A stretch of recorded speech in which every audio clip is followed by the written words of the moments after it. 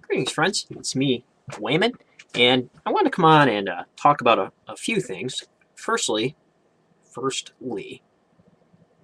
um, I started a chat group on Stickam called Metaphor.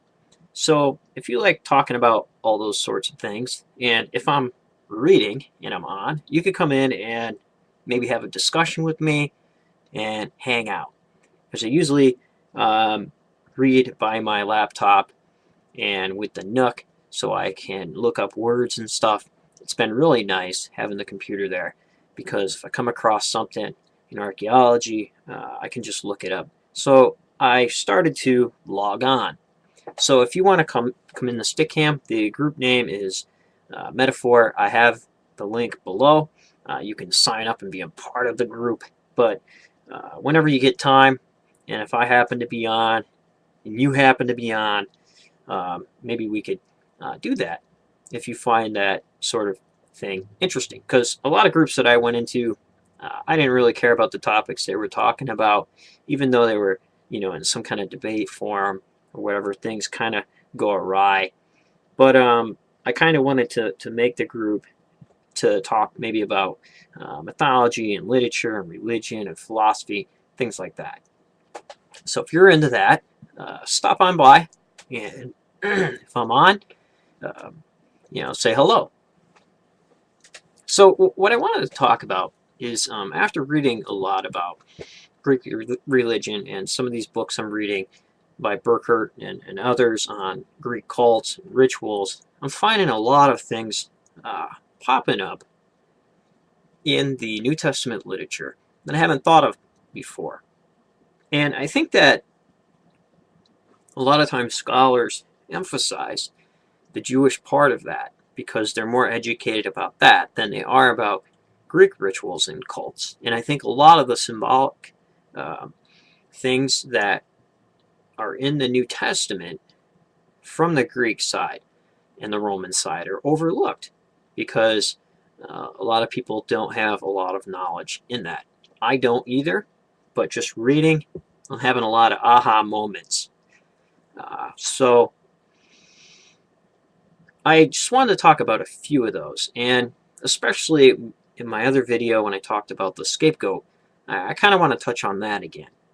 Uh, so here, especially at the end of the text of Luke, when we go through the crucifixion and the resurrection of Christ, I think that the writers may have misunderstood some cultic practices that were going on, especially the uh, putting on of the robe and putting and telling Christ he was king of the Jews.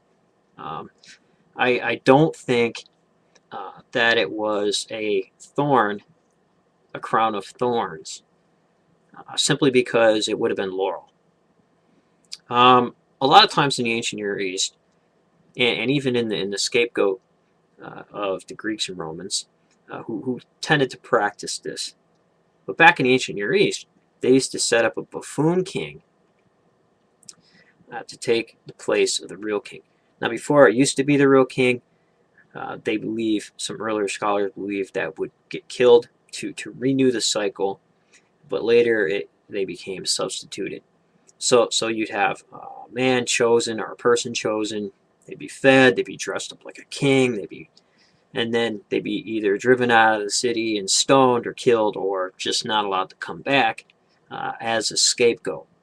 And I believe that the biblical writers living in that time period in the Greco-Roman world may have either misunderstood the festivals that were going on or the symbolism that was going on, or intentionally altered it so it didn't appear to be as pagan as it maybe was.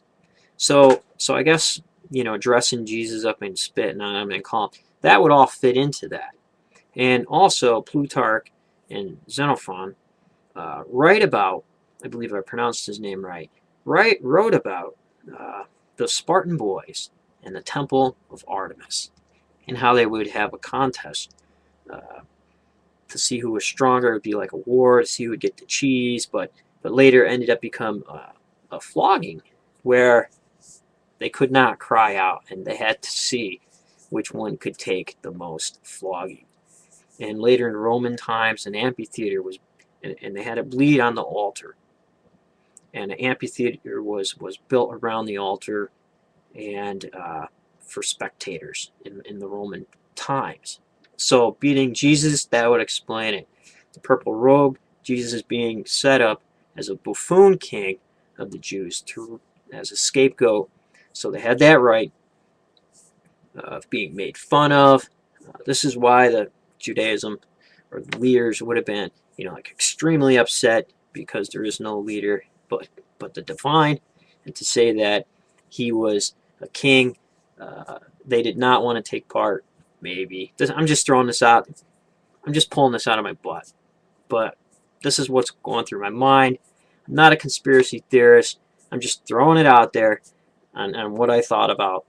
But they would have been upset of the Romans kind of like putting Christ or Jesus in that role as a Jew taking part in this scapegoat festival.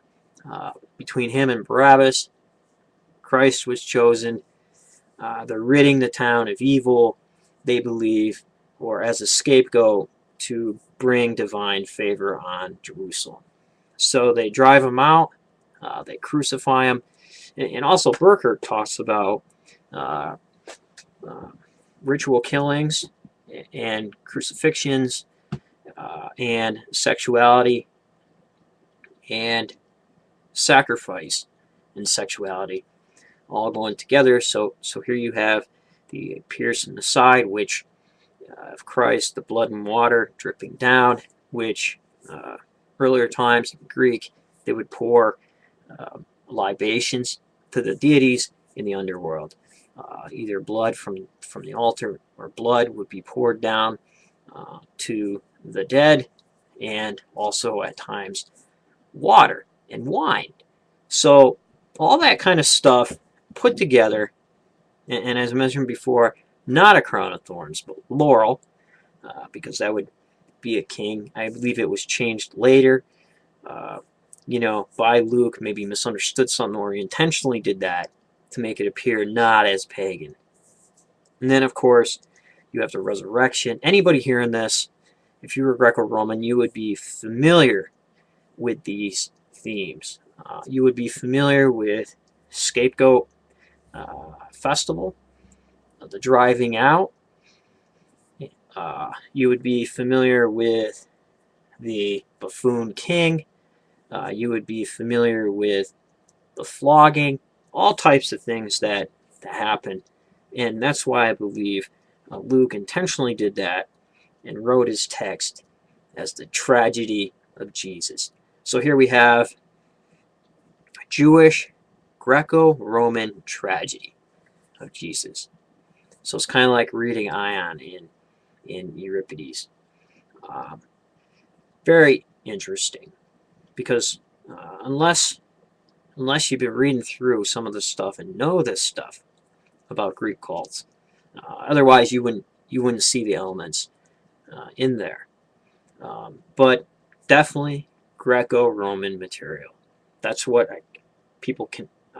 I can't emphasize enough, is how much I'm finally seeing inside the writings.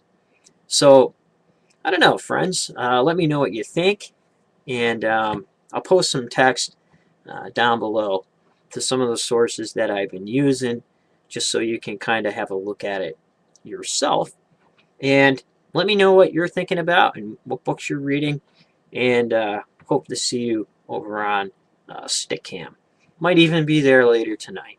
I'm reading some stuff here. So be well, and remember, if everybody's thinking alike, then somebody isn't thinking